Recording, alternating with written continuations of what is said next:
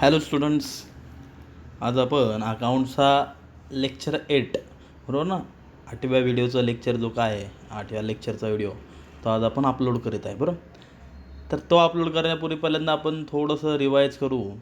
काल बरोबर ना, कालच्या लेक्चरमध्ये आपण प्रॉफिट अँड लॉस अकाउंटला स्टार्ट केली होती. बरोबर आहे, तर त्यातल्या त्यात आपण सेपरेट एक्सप्लेनेशन करत होतो. दॅट मीन्स डेबिट साईड आणि क्रेडिट साईड आपण सेपरेट एक्सप्लेन करणार आहोत. बरोबर, तर काल आपण प्रॉफिट अँड लॉस अकाउंटची डेबिट साईड स्टार्ट केली होती आणि त्यातले बऱ्यापैकी थोडेसे एक 7-8 आयटम आपण काल एक्सप्लेन केले ते. बरोबर आहे, तर आज आपण रिमेनिंग आयटम्स जे काय आहेत ते एक्सप्लेन करू आणि डेबिट साईडच कंप्लीट करून टाकू. ओके, तर तुम्ही बघू शकता ह्या स्लाईडमध्ये तुम्हाला जे काय दिसतं ते प्रॉफिट अँड लॉस अकाउंटची डेबिट साईड आहे. बरोबर आहे, तर आपलं काल कुठपर्यंत झालं होतं, काल काय काय झालं होतं, तर काल परत एकदा रिवाईज करतो. काल आपलं salary and wages, rent and rates, insurance, electricity lighting, telephone postage, printing and stationery, travelling expenses of salesman, depreciation on assets मी कॅन्सल केलं तर कारण ते ॲडजस्टमेंट ते नंतर करायचे. Okay, loading charges, audit fees, entertainment, repairs, interest on loan and sundry expenses. इथपर्यंत आपलं कालच्या लेक्चरमध्ये झालं होतं. बरोबर, आता बाकीचे जे रिमेनिंग आयटम्स आहेत ते आज एक्सप्लेन करू. दॅट मीन्स आपली प्रॉफिट अँड लॉस अकाउंटची डेबिट साईड काय होईल, कंप्लीट होईल. ओके, चला तर मग सुरुवात करू. First item is conveyance. नीट लक्ष द्या, कन्व्हिनियन्स वगैरे असलं नाही, कन्व्हेन्स म्हणजे काय, तर कन्व्हेन्स म्हणजे ट्रॅव्हलिंग एक्सपेन्सेस, प्रवास खर्च, दळणवळण. बऱ्यापैकी तुमच्यातले जर मराठी मीडियमला कोण असतील तर माहिती आहे तुम्हाला शब्द गेला आहे दळणवळण म्हणजे काय, तर थोडक्यात ट्रॅव्हलिंग एक्सपेन्सेस. कन्व्हेन्सचा अर्थ ट्रॅव्हलिंग एक्सपेन्सेस. मग ट्रॅव्हलिंग एक्सपेन्सेस म्हणल्यावर तो खर्चच झाला ना, खर्च आहे म्हणून प्रॉफिट अँड लॉसच्या डेबिटला. ओके, त्यानंतर नेक्स्ट आयटम आहे, 3 आहेत. तिघांना मी ब्रॅकेट करतो. Loss by fire, loss by theft, loss in accident. कुठल्याही स्वरूपाचा लॉस झाला बिझनेसमध्ये, कुठल्याही कारणाने लॉस झाला, काही कारण असून दे. मग ते लॉस बाय फायर की कंपनीला आग लागली, गोडाऊनला आग लागली, त्यामध्ये तुमचा 50,000 माल जळाला, तो लॉस झाला. लॉस बाय थेफ्ट, गोडाऊनमध्ये आज चोरी झाली, 50,000 माल तुमचा चोरीला गेला, मग चोरीला गेला म्हणजे एक प्रकारे लॉसच झाला.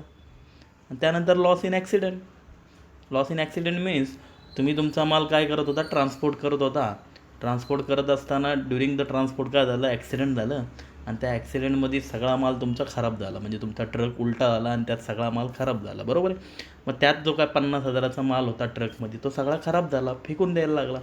मग एक प्रकारे तुमचा तो लॉस इन ॲक्सिडेंट. थोडक्यात तुम्हाला तिघांवरनं एक गोष्ट कळली असेल की लॉस हा शब्द आला बिझनेसमध्ये कुठल्याही कारणाने जर लॉस होत असेल प्रॉफिट अँड लॉसच्या डेबिटला. ओके, त्यानंतर goods distributed as free sample. माहिती आहे तुम्हाला आता तुम्ही म्हणताल सर हे good distributed as free sample हे ट्रेडिंगच्या क्रेडिटला पण होतं. बरोबर आहे ना, तर एक काम करा, हे ॲक्च्युअल ॲडजस्टमेंट आहे, तर ते ॲडजस्टमेंट असल्यामुळे त्याचे 2 इफेक्ट्स आहेत. तर आपण काय करू, हा जो आयटम आहे good distributed as free sample हा इथनं कॅन्सल करून टाकू. हा तुम्ही पाठ करायचा नाही आहे. टोटल नीट बघू शकता, वरचा आणि खालचा मी 2 आयटम्सवर कॅन्सल केलेला आहे. तर तुम्हीसुद्धा तेच करा. हे 2 आयटम तुम्ही टेक्स्टबुकमधनं पण कॅन्सल केले तरी चालतील. ओके, त्यानंतर next item commission allowed oblique given. Commission allowed म्हणजेच गिवन, की कुणाला तरी आपण कमिशन दिलं. आपला एक एजंट आहे, त्या एजंटने आपलं काहीतरी काम करून दिलं, म्हणजे आपल्याला जो माल विकायचा होता तो आपल्याला विकता आला नाही म्हणून आपण एक एजंट बोलवला आणि त्या एजंटने आपला सगळा माल विकून दिला. बरोबर आहे, तर एजंट कोणताही एजंट असून दे तो काम फुकट करत नाही. त्या बदल्यात तो एजंट आपल्याकडनं काय घेणार आहे, कमिशन घेणार आहे. मग ते कमिशन आपण त्याला जे देणार आहोत, बरोबर आहे ना, मग एक प्रकारे आपला तो लॉस झाला. का, कारण एजंटला कमिशन देण्याच्या ऐवजी आपणच जर माल विकला असता तर तेवढे पैसे आपले वाचले असते. पण आता तुम्ही एजंटला कमिशन देताय म्हणजे एक प्रकारे तुमचा तो लॉस आहे, फुकटचे पैसे एजंट्सला वाया गेले, लॉस आहे. म्हणून P&Lच्या डेबिटला कमिशन अलाउड. ओके, त्यानंतर डिस्काउंट अलाउड, कोणाला तरी डिस्काउंट दिला. अलाउडचा अर्थ गिवन. डिस्काउंट मिळाला तर चांगलं आहे. 100 रुपयाची वस्तू 80 रुपयाला भेटली तर 20 रुपये आपला प्रॉफिट आहे, आपण उड्या मारतो. बरोबर आहे, पण डिस्काउंट जर दिला तर तो आपला लॉस आहे. आपण सेलर आहोत, आपलं दुकान आहे, आपण माल विकतो आणि आज आपला एक कस्टमर आला. आपण काय केलं, 100 रुपयाची वस्तू कस्टमरला 80 रुपयाला विकली. व 20 रुपये थोडक्यात आपण त्या कस्टमरला डिस्काउंट दिला म्हणल्यावर 20 रुपये आपला लॉस झाला, कारण तेवढे पैसे आपल्याला कमी मिळाले. लॉस आहे म्हणून P&Lच्या डेबिटला डिस्काउंट अलाउड. ओके. त्यानंतर अलाउन्सेसचा अर्थ माहिती आहे, वेगवेगळे अलाउन्स भेटत असतात एम्प्लॉईजला. होम अलाउन्सेस, ट्रॅव्हलिंग अलाउन्सेस, भत्ता, प्रवास भत्ता, घर भत्ता. म्हणजे थोडक्यात काय अलाउन्सेस, की बाबा कंपनीचे जे काय वर्कर्स असतात, काय एम्प्लॉईज असतात, तर त्या एम्प्लॉईजला ट्रॅव्हलिंग करण्यासाठी, बरोबर आहे ना, किंवा तुम्ही आमच्याकडे कामाला आहात तर तुमची कामावर ये जा करण्यासाठी कंपनीतर्फे त्यांना अलाउन्स दिला जातो, प्रवासासाठी खर्च दिला जातो, त्याला अलाउन्सेस म्हणतात. मग एक प्रकारे कंपनीचा लॉस आहे, कारण वर्कर्स आहे. तुम्ही तुमच्या पैशातनं येऊ शकता, पण कंपनी काय करते, काय वर्कर्सला स्वतः पैसे देते, त्याला अलाउन्सेस म्हणतात. मग तो कंपनीचा खर्च आहे, लॉस आहे. त्यानंतर advertisement, most important item. Advertisement, बरोबर आहे, कंपनीतला सगळ्यात महत्त्वाचा मोस्ट इम्पॉर्टंट फॅक्टर कुठला असेल तर advertisement. Because without advertisement demand does not create. बरोबर ना, की ॲडव्हर्टाइजमेंट जर केलीच नाही तर डिमांड कसा काय मिळणार. तुम्ही एवढी छान मोबाईल फॅक्टरी टाकली, मोबाईल तयार करता वगैरे, सगळं मान्य आहे, तुमचा मोबाईल पण चांगला असेल, त्याची क्वालिटी पण चांगली आहे, फीचर्स पण चांगले आहेत, पण जोपर्यंत तुमच्या मोबाईलची ॲडव्हर्टाइजमेंट टी व्हीवर दिसत नाही तोपर्यंत तुमच्या मोबाईलला डिमांड मिळणारच नाही. त्या माणसं जोपर्यंत ॲडव्हर्टाइजमेंट बघत नाही तोपर्यंत विश्वास ठेवत नाही त्या प्रोडक्टवर, आहे का नाही. थोडक्यात ॲडव्हर्टाइजमेंट करावीच लागते. मग ॲडव्हर्टाइजमेंटवर कितीतरी लाखो रुपये कंपनी खर्च करते. टी व्हीवर ॲडव्हर्टाइजमेंट दाखवा, पेपरमध्ये ॲडव्हर्टाइजमेंट छापा, प्लॅम्पलेट छापा, किंवा आजकाल बघतो आपण रस्त्याला होर्डिंग्स वगैरे, फ्लेक्स वगैरे लावले असतात. म्हणजे वेगवेगळ्या प्रकारे कंपनी आपल्या प्रोडक्टची ॲडव्हर्टाइजमेंट करत असते. पण ह्या ॲडव्हर्टाइजमेंट करण्यासाठी कंपनीला भरपूर मोठा खर्च येतो, बरोबर आहे ना. मग तो एक्सपेन्सेस झाला कंपनीचा, किंवा लॉस म्हणला तरी चालेल, फुकटचा खर्च आहे P&Lच्या डेबिटला. त्यानंतर कॅरेज आउटवर्ड, अंडरलाईन करा. अंडरलाईन कॅन्सल नाही करायचा. का अंडरलाईन, कारण 2 टाईप्स आहेत बघा, कॅरेज इनवर्ड पण असतं आणि कॅरेज आउटवर्ड पण असतं. तर नीट लक्ष द्या. इनवर्ड असेल तर भरपूर जणांना जे मागच्या लेक्चरला होते त्यांना आठवत असेल, कॅरेज इनवर्ड ट्रेडिंगच्या डेबिटला आहे, पण हे कॅरेज आउटवर्ड आहे. आउट शब्द आला आहे, आउटवर्ड असेल तर P&Lच्या डेबिटला कॅरेज आउटवर्ड. त्यानंतर दिले 2 सेल चार्जेस. सेल चार्जेस म्हणजे काय, प्रमोशनल चार्जेस. सेल करण्यासाठी एक्स्ट्रा चार्जेस जे पेड करावे लागतात. म्हणजे आता फॉर एक्झाम्पल तुम्ही आजकाल बघता की वेगवेगळ्या मोबाईल कंपनीज आहेत. म्हणजे आपण विवोचं एक्झाम्पल देऊ शकतो. आजकाल तुम्ही बघता विवोवाले काय करतात की प्रत्येक दुकानाच्या बाहेर, कधी तुम्ही बघता की दुकानांच्या बाहेर काय करतात, एखादं कोणतरी आर्टिस्ट बोलवतात, अँकर बोलवतात. तुम्ही बघता ना की अँकर बोलवतात, स्टेज टाकतात आणि तो अँकर काय करतात, माईकवरनं रस्त्यावर ये जा करणाऱ्यांना प्रमोशन सांगत असतात. म्हणजे दॅट मीन्स त्या विवोचे फीचर्स तुम्ही ऐकता की त्या शक्यतो भरपूर जण आपल्या क्लासला असतील स्वारगेट ब्रांचला, तर त्यांना माहिती की आपल्या क्लासच्या खाली जे दुकान आहे मोबाईलचं, तर तिथं दर आठवड्याला काय करतात, एक 4-5 दिवसांनी ते विवोचं कोणतरी एखादी लेडीज अँकर बोलवतात. मग ती लेडीज अँकर जी कोण असेल ती माईकवरनं रस्त्यावर ये जा करणाऱ्यांना सांगत असतील की बाबा विवोचा मोबाईल घ्या, फीचर्स घ्या, असं ती सांगत असतील. तर ती जी कोण लेडीज अँकर असेल, ती जी कोण मुलगी असेल, ती हे काम त्या दुकानदारासाठी फुकट करत नाही, बरोबर आहे ना. दुकानदार त्या बदल्यात, कारण साहजिक ती एक प्रकारे प्रमोशन करते, सेलसाठीच असं करते. मग त्या बदल्यात दुकानदार त्या मुलीला, त्या लेडीज अँकरला काय करतात, एक 2-3 हजार जे काय ठरले असतील ते 2-3 हजार त्या मुलीला देऊन टाकतात. म्हणजे एक प्रकारे हा एक्स्ट्रा एक्सपेन्सेस झाला ना, ॲक्च्युली गरज नव्हती, बरोबर ना. दुकान टाकलं म्हणल्यावर कस्टमरला कळतंच की मोबाईलचं दुकान आहे, मोबाईल घ्यायला येतील. नाही, पण तो जो इव्हेंट ठेवला, तो जो लेडीज अँकर ठेवला, ती जे माईकवरनं ओढून सांगत होती, तर त्याच्यामुळं कदाचित कस्टमर अट्रॅक्ट होतात, किंवा त्याच्यामुळं कदाचित कस्टमरला फीचर्स कळतात आणि कस्टमर इनडायरेक्टली तुमच्या दुकानात येऊ शकतात. मग त्याला सेल चार्जेस, बरोबर ना, विनाकारण सेल वाढवण्यासाठी केलेला खर्च. मग एक प्रकारे कंपनीचा तो लॉसच आहे, कारण तो खर्च कंपनीला एक्स्ट्रा करावा लागतो. ओके. त्यानंतर बॅड डेप्ट्स म्हणजे काय? बुडीत कर्ज. म्हणजे काय? कोणीतरी आपले पैसे बुडवले. म्हणजे फॉर एक्झाम्पल आपले मित्र आहे, एक मित्र आहे आपला 10,000, त्याला 10,000 10,000 रुपये आपण उसने दिले होते, बरोबर ना. त्यातले 8,000 रुपये त्यांनी पेड केलेले आहेत, म्हणजे 8,000 आपल्याला मिळाले. बट रिमेनिंग अमाऊंट जे काय राहिलेले 2,000 आहेत ते अजून भेटले नाही. मग आपण काय करतो आहे, त्याला दररोज फोन लावतो की बाबा कधी देणार. तर तो इग्नोर करतो आहे आपल्याला, आणि आता तर तो आपला फोन उचलतच नाही. म्हणजे इयर एंडिंगला आपल्याला 31 मार्चला आपल्याला कळून चुकलं की अरे आता हा माणूस आपले काय पैसे देणार नाही. थोडक्यात त्या मित्रांनी आपले 2,000 रुपये काय केले? बुडवले. That is called bad debts. कळलं नक्की? बॅड डेप्ट्स म्हणजे बुडीत कर्ज. ज्यांच्याकडून पैसे येणार होते पण ते आलेच नाही, त्याला म्हणतात बॅड डेप्ट्स. ओके. त्यानंतर एक्सपोर्ट ड्युटी, ह्याला पण अंडरलाईन करा. मी मगाशी आणि आत्ता हे 2 ठिकाणी स्टार केलं, तुम्हाला लक्षात येईल. हे स्टार केलं दॅट मीन्स हे इम्पॉर्टंट आयटम आहे. का? कारण इथं मुलं फसतात. मगाशी मी तुम्हाला सांगितलं ना, कॅरेज इनवर्ड आउटवर्ड, तसा गोंधळ आहे. तसाच एक गोंधळ आहे export duty and import duty. Import शब्द आला तर ट्रेडिंगच्या डेबिटला, बरोबर आहे. पण एक्सपोर्ट शब्द आला, एक्सपोर्ट ड्युटी, तर प्रॉफिट अँड लॉसच्या डेबिटला. भरपूर मुलं कन्फ्यूज होतात इम्पोर्ट एक्सपोर्ट. तर लक्षात ठेवा, इम्पोर्ट ड्युटी, इम्पोर्ट शब्द आला तर ट्रेडिंग डेबिट, आणि एक्सपोर्ट ड्युटी, एक्सपोर्ट शब्द आला तर P&L डेबिट, प्रॉफिट अँड लॉसच्या डेबिटला. ओके. त्यानंतर टॅक्सेस कंपनी वेगवेगळे टॅक्सेस पेड करत असते. म्हणजे फॉर एक्झाम्पल सेल्स टॅक्स असून दे, GST असून दे. मग तो टॅक्स पेड करतात म्हणजे तो एक प्रकारे कंपनीचा लॉस झाला, कारण तेवढे पैसे गव्हर्नमेंटला आपल्याला फुकट द्यावे लागतात. फुकट म्हणजे गव्हर्नमेंट आपल्याला फॅसिलिटी देते, पण त्या बदल्यात आपण तेवढे पैसे गव्हर्नमेंटला एक्स्ट्रा देत असतो. तो टॅक्स म्हणजे आपला काय झाला? एक प्रकारचा खर्च झाला, लॉस झाला. ओके. त्यानंतर जनरल एक्सपेन्सेस म्हणजेच थोडक्यात किरकोळ खर्च, म्हणजेच सन्ड्री एक्सपेन्सेस म्हणला तरी चालेल.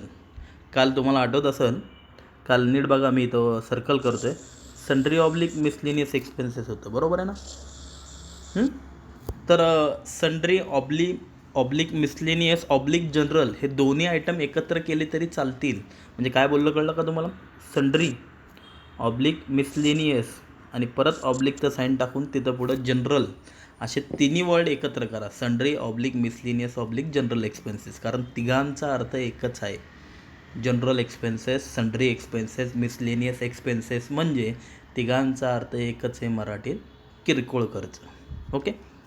त्यानंतर अंडरलाईन करा ट्रेड एक्सपेन्सेस सगळ्यात मोस्ट इम्पॉर्टंट फॅक्टर हा, सगळ्यात मोस्ट इम्पॉर्टंट. कारण कितीही मुलगा हुशार असला तरी ट्रेड एक्सपेन्सेसमध्ये तो चुकतोच. आता तो ट्रेड एक्सपेन्सेस नक्की कुठं लिहायचा? तर भरपूर जणांना नीट आठवत असेल की ट्रेड एक्सपेन्सेस हे जे नाव आहे हे ट्रेडिंगच्या डेबिटला पण होतं, आणि तेच नाव प्रॉफिट अँड लॉसच्या डेबिटला आहे. म्हणजे हा जो पर्टिक्युलर आयटम आहे ट्रेड एक्सपेन्सेस, हा दोन्ही साईडला दिसतोय तुम्हाला, ट्रेडिंगच्या डेबिटला पण आहे, प्रॉफिट अँड लॉसच्या डेबिटला पण आहे. मग साहजिक आहे, एक्झामला समजा ट्रेड एक्सपेन्सेस हा पर्टिक्युलर आयटम पडला तर मुलगा कन्फ्यूज होणारच की सर ट्रेडिंगच्या डेबिटला लिहू का प्रॉफिट अँड लॉसच्या डेबिटला लिहू. तर ते नक्की कुठं लिहायचं त्याचा एक रूल आहे. तर मी आत्ता तो सांगता येणार नाही मला, कारण ट्रेड एक्सपेन्सचा रूल ज्यावेळेस प्रॉब्लेम स्टार्ट होईल ना त्यावेळेस मी एक्सप्लेन करेल. तर आत्ता तात्पुरतं तुम्ही पाठ करताना ट्रेड एक्सपेन्सेस इग्नोर करा. ओके. मग इग्नोर करा, मग एक काम करतो मी त्याच्यावर कॅन्सल करतो. ओके. म्हणजे थोडक्यात 3 आयटम्स नीट बघा, मी कॅन्सल केलेले आहेत. त्यानंतर खाली बघा legal charges, professional charges, bank charges, लागोपाठ 3 आले. Legal charges, professional charges, bank charges. तर त्या तिघांचा अर्थ काय झाला? लिगल चार्जेस म्हणजे काय? एक बघू आपण. लिगल चार्जेस म्हणजे काय? लिगल म्हणजे माहिती तुम्हाला कायदेशीर. पण लिगल चार्जेस म्हणजे काय की असे चार्जेस की जे आपल्याला लिगली पेड करावे लागतात. म्हणजे फॉर एक्झाम्पल उद्या आपण समजा एखादा कुठलं रजिस्ट्रेशन करायचं असेल, ॲग्रीमेंट करायचं असेल, तर लिगली आपल्याला रेंट करताना, ॲग्रीमेंट करताना, म्हणजे फॉर एक्झाम्पल उद्या आपण जिथं फॅक्टरी चालवतो आहे, बरोबर आहे ना, किंवा आपलं जिथं ऑफिस आहे, आपलं जिथं शॉप आहे, ते शॉप रेंटवर आहे, भाड्याने घेतलं आहे, स्वतःचं रेंट स्वतःचं ऑफिस नाही आपल्या. मग साहजिक आहे ते भाड्याने घेतलं आहे, त्यामुळं आपण दरवर्षी काय करतो, जो कोण त्या जागेचा मालक असेल तो मालक आणि आपण दोघंजणं काय करतो, त्या ऑफिसचं एक ॲग्रीमेंट करतो, रेंट ॲग्रीमेंट करतो. माहिती असेल तुम्हाला, कुठलीही गोष्ट रेंटवर ठेवताना आपण भाडेकरूशी काय करतो, एक करार करतो, ॲग्रीमेंट करतो. मग त्या ॲग्रीमेंट करताना लिगली 2 ते 3 हजार रुपये खर्च असतो, कारण त्याची प्रोसिजर लिगली असती. तुमची एक कॉपी पोलीस स्टेशनला जाते वगैरे वगैरे, सगळं ते वकील लागतो त्या प्रोसिजरला, सगळ्यात इम्पॉर्टंट. मग 3 ते 4 हजार रुपये खर्च असतो. मग तो खर्च आपल्याला पेड करावाच लागणार का, कारण त्याशिवाय ॲग्रीमेंट होणारच नाही. मग तो 3-4 हजार रुपये जो आपण पेड करतोय ना ॲग्रीमेंटचा खर्च, that is called legal charges. ते आपले लिगल चार्जेस आहे. का लिगल, कारण ते कायदेशीर आपल्याला पेड करावेच लागतात, आणि तो एक प्रकारे आपला लॉस आहे. लॉस म्हणण्यापेक्षा खर्च आहे, कारण विनाकारण तेवढे पैसे आपले वाया जातात P&Lच्या डेबिटला. ओके. त्यानंतर प्रोफेशनल चार्जेस म्हणजे कधी आपण एखाद्या प्रोफेशनल पर्सन म्हणजे डॉक्टर, लॉयर, टीचर, मग आता फॉर एक्झाम्पल बाबा आपली कंपनी असेल, कंपनीचा कुठला तरी एखादा काहीतरी पर्टिक्युलर मॅटर असेल, तर तो मॅटर जो काय डिस्क्लोज करण्यासाठी आपण वकिलाला समजा बोलवले, तर वकील प्रोफेशनल पर्सन आहे, तर वकील साहजिक आहे कुठलंही काम ॲडवाईस जरी द्यायचं असेल तर वकिलाकडनं समजा आपण ॲडवाईस मागितला, किंवा वकिलाला समजा त्या केसवर आपण अपॉइंट केला, तर वकील फुकट ते काम करणार नाही. वकील आपल्याकडनं थोडेफार काय घेणार, फीज चार्जेस घेणार, त्यालाच प्रोफेशनल चार्जेस म्हणणार. ओके. त्यानंतर बँक चार्जेस म्हणजे काय, बँकेने लावलेला फाईन. बँक चार्जेस अर्थ बँक चार्जेस म्हणजे बँकेने लावलेला फाईन. म्हणजे फॉर एक्झाम्पल तुम्ही कुठलाही बँकेचा रूल मोडला, बरोबर आहे ना, म्हणजे फॉर एक्झाम्पल माहिती आहे तुम्हाला, तुमच्याकडनं समजा चेक बाउन्स झाला, तर बँक तुम्हाला फुकट सोडत नाही. बँक तुमच्या अकाउंटमधनं 100-200 रुपये कट करतात, फाईन लावतात. का, तर ती चूक परत तुम्ही भविष्यात करू नये. म्हणजे बँक तुम्हाला जो काय फाईन लावती, जो काय दंड लावती, त्याला बँक चार्जेस म्हणतात, आणि एक प्रकारे तो आपला लॉस आहे. त्यानंतर सॉलिसिटर्स फीज तुम्हाला दिसते. त्यानंतर काय आहे, सॉलिसिटर्स फीज म्हणजे काय, तर सॉलिसिटर हा जो काय शब्द आहे, आवाज येतो, हां, तर सॉलिसिटर जो काय शब्द आहे तुम्हाला दिसतोय, सॉलिसिटर हा जो काय शब्द आहे, तर त्या सॉलिसिटरचा अर्थ काय झाला, तर सॉलिसिटर म्हणजे थोडक्यात ज्युरिस्ट, म्हणजे थोडक्यात काय, तर रजिस्ट्रार वगैरे, कायदेपंडित. म्हणजे थोडक्यात काय, एखादा असा व्यक्ती आहे, असा पर्सन की ज्याला कायद्याचं नॉलेज आहे. म्हणजे थोडक्यात वकील म्हणला तरी चालेल, पण वकील म्हणण्यापेक्षा भरपूर अशी माणसं असतात की फॉर एक्झाम्पल रजिस्ट्रार म्हणू शकतो. आपण बघतो की हे वेगवेगळ्या कंपन्या, म्हणजे आता तुम्हाला समजा फ्लॅट परचेस करायचा असेल पुण्यामध्ये, तर फ्लॅट परचेस करायचा म्हणल्यावर त्याचं पण रजिस्ट्रेशन करायला लागतं. कुठं, तर आपल्या पुण्यामध्ये वेगवेगळ्या हवेली आहेत, हवेली ऑफिस आहेत, हवेली क्रमांक 1, हवेली क्रमांक 2, तुम्हाला कदाचित माहिती नसेल, पण रजिस्ट्रार ऑफिस आहेत. तर ह्या रजिस्ट्रार ऑफिसला काय चालतं, की जो कोण बिल्डर असेल आणि जो कोण फ्लॅट घेणारा कस्टमर असेल, म्हणजे थोडक्यात आपण, तर आपल्याला त्या रजिस्टर ऑफिसला जावं लागतं, बिल्डरला, ओनरला आणि कस्टमरला. आणि तिथं तो ओनर काय करतो, त्या माणसासमोर लिहून देतो की आजपासून हा फ्लॅट ह्या माणसाच्या नावे मी करून टाकतो. मग साहजिक आहे हे काम जिथं चालतं, हवेली, बरं, हवेली ऑफिस, रजिस्टर ऑफिस, तर तिथं जो माणूस बसलेला असतो रजिस्ट्रार, तो एक प्रकारे सॉलिसिटर म्हणायला हरकत नाही. कारण का, त्या माणसाच्या साईनवर सगळं चालतं. त्या माणसाची साईन म्हणजे याचा अर्थ ते रजिस्ट्रेशन तुमचं डन झालं. मग साहजिक इथे रजिस्ट्रेशन जे काय असतं ते फुकट नसतं, त्याची चार्जेस असतात. ती जी व्यक्ती आहे सॉलिसिटर, ती तुमच्याकडनं पैसे घेते, त्याला सॉलिसिटर्स फीज म्हणतात. मग तो सुद्धा एक प्रकारे कंपनीचा काय झाला, एक्सपेन्सेस झाला, खर्च झाला. ओके. त्यानंतर सेकंडरी पॅकिंग चार्जेस. आता नीट बघा, पॅकिंग चार्जेस म्हणलं, नुसतं पॅकिंग चार्जेस म्हणलं तर P&L डेबिट, बरोबर ना. कधी मुद्दामून काय करतील, तुम्हाला फसवतील, प्रायमरी पॅकिंग चार्जेस म्हणतील. प्रायमरी शब्द आला, प्रायमरी पॅकिंग चार्जेस, तर मग ट्रेडिंग डेबिट. आणि सेकंडरी सेकंडरी पॅकिंग चार्जेस, किंवा सेकंडरी नसलं तरी चालेल, नुसतं पॅकिंग चार्जेस जरी असेल, तर कुठं लिहायचं, प्रॉफिट अँड लॉसच्या डेबिटला. नीट लक्ष द्या, स्टार आयटम आहे, तुम्हाला फसवण्याचे चान्सेस आहेत. नीट परत एकदा ऐका मी काय बोलते. पॅकिंग चार्जेसचे 2 टाईप्स आहेत. कुठले कुठले? एक म्हणजे प्रायमरी, एक म्हणजे सेकंडरी पॅकिंग चार्जेस.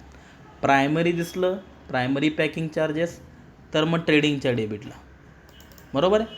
पण सेकंडरी शब्द दिसला, सेकंडरी पॅकिंग चार्जेस, तर मग कुठं? तर मग पे अँड एलच्या डेबिटला. नक्की लक्षात आलं? 2 types, primary packing charges and secondary packing charges, 2 प्रकार आहेत, बरोबर. आणि लास्ट आयटम बघू आपण, loss on sale of fix assets. एखादी फिक्स ॲसेट विकली. एक मिनटा, काय बघत होतो आपण? Last item, loss on sale of fix assets. म्हणजे काय? एखादी फिक्स ॲसेट आपण विकली, मशिनरी, फर्निचर, बरोबर आहे. समजा मशिनरी आपली 50,000, आपल्याकडे एक मशीन होती 50,000ला आपण परचेस केली ती, बरोबर. 2-3 महिने ती वापरली आणि वापरल्यानंतर आपण 40,000, 40,000ला ते काय केलं? ती विकली. मग साहजिक आहे, 50,000ची वस्तू आपण जर 40,000ला विकली तर ह्याचा अर्थ 10,000 आपला काय झाला? लॉस झाला. त्याला म्हणतात loss on sale of fix assets. एखादी ॲसेट विकल्यानंतर झालेला जो लॉस असतो तो. बाकीचं राहून दे, पण शब्द कुठला आला? लॉस. मी मगाशीच तुम्हाला म्हणलो ना की लॉस हा वर्ड स्टार्टिंगला दिसला, लॉस, इथं पण लॉस, लॉस, लॉस. सुरुवातीला लॉस शब्द दिसला की प्रॉफिट अँड लॉसच्या डेबिटला. आणि लास्ट आयटम जे आहे ते काय पाठ करायचं नाही आहे. थोडक्यात इथपर्यंत तुम्ही पाठ करताल. लक्षात आलं तुमच्या? थोडक्यात पी अँड एलची डेबिट साईड आपली कंप्लीट झालेली आहे. ह्यातले 3 वर्ड्स मी तुम्हाला कॅन्सल करायला लावलेले आहेत. फर्स्ट वन इज परत एकदा सांगतो आहे कुठले कुठले वर्ड्स मी तुम्हाला कॅन्सल करायला लावलेत. डेप्रिसिएशन ऑन ॲसेट्स, त्यानंतर सांगितलं होतं मी goods distributed as free sample, आणि त्यानंतर मी सांगितलं होतं ट्रेड एक्सपेन्सेस. हे 3 पर्टिक्युलर आयटम सोडून बाकी सगळ्या जेवढे तुम्हाला पर्टिक्युलर आयटम दिसतं ते सगळे तुम्हाला पाठ करायचे आहेत. ठीक आहे. तर मग अशा प्रकारे आपली पे अँड एलची डेबिट साईड कंप्लीट झालेली आहे. तुम्ही आज काम करा, ही डेबिट साईड कंप्लीट सॉल्व करा आणि आज मला प्रत्येकाने त्याचा इमेज जो काय आहे तो सेंड करून पाठवा. ओके. नेक्स्ट लेक्चरमध्ये आपण पे अँड एलची क्रेडिट साईड बघू. Okay, bye.